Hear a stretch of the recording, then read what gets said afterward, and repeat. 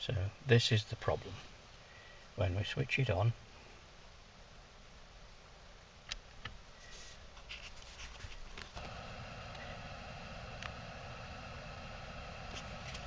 we've got nothing. When we play a CD,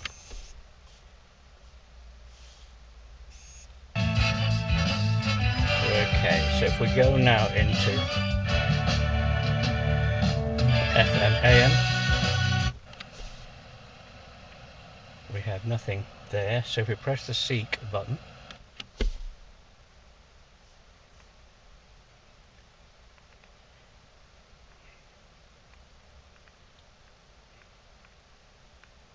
it doesn't stop seeking.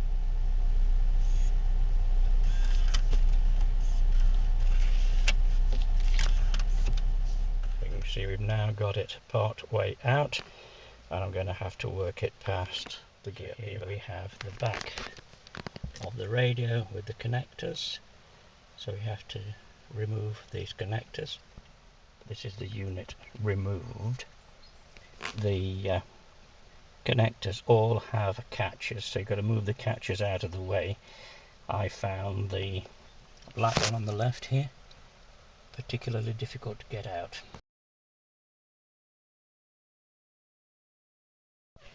This is the card which we're trying to replace. It's a new one I bought from eBay, or at least a guaranteed to be working second-hand one, and the chip in the middle I think is the faulty one.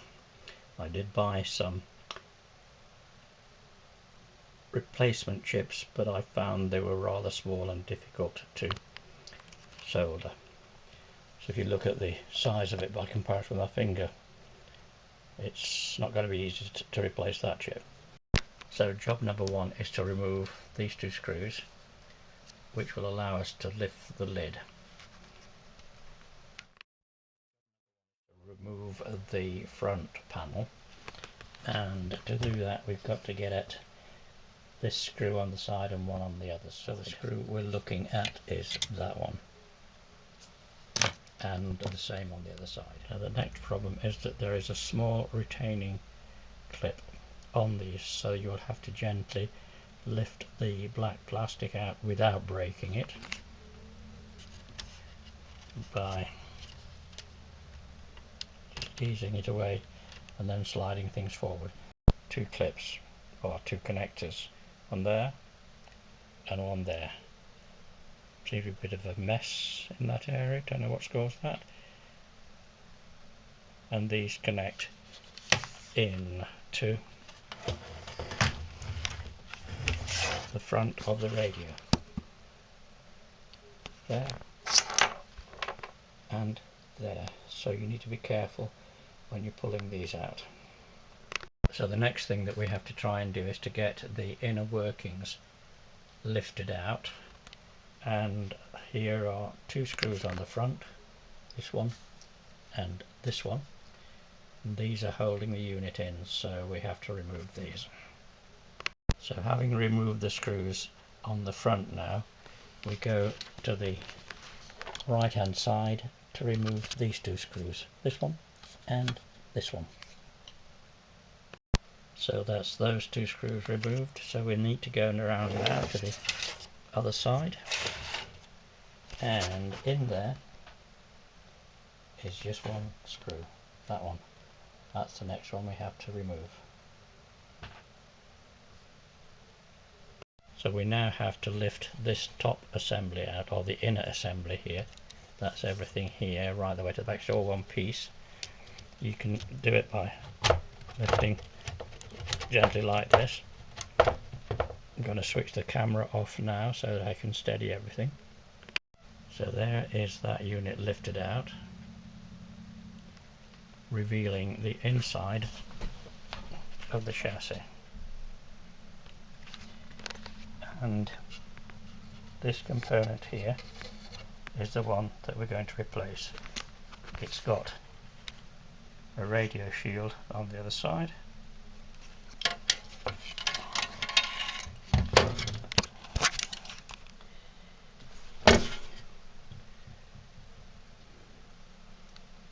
so to get at that we have to remove the printed circuit board which is on the bottom, or the bottom cover, to get at it and desolder it.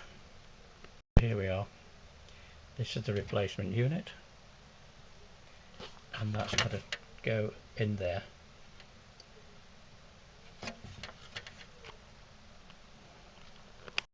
To remove the bottom cover, we need to remove that screw and that screw, and then that will give us a release on the bottom cover just by springing everything off. So here we have the bottom cover removed.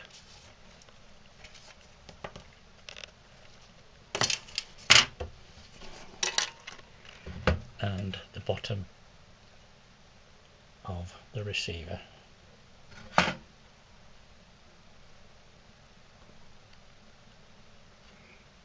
So we now have to unsolder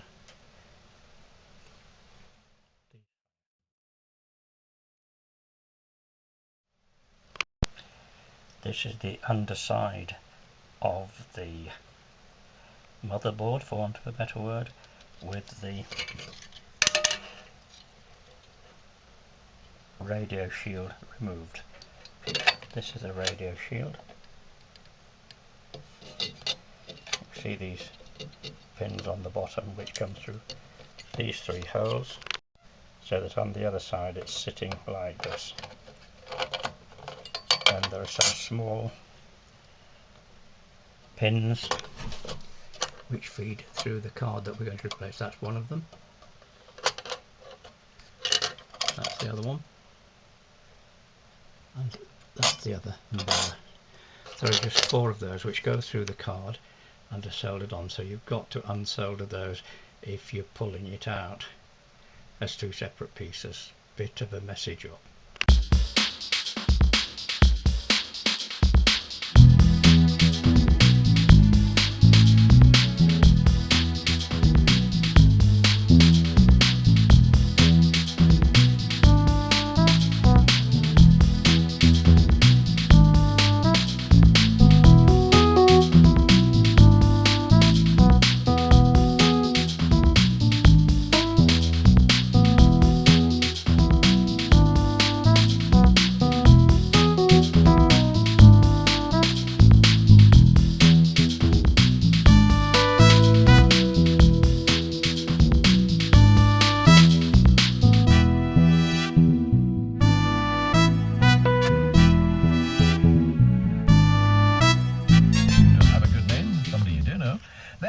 Why don't you give us a little today without the positive bits, which was lovely. So I had lots of people going tweeting me.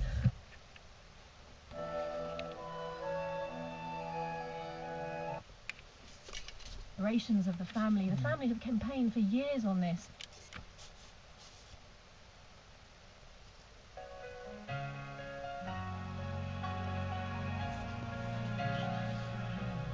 Politicians at the time, there were some significant victories. Police guide.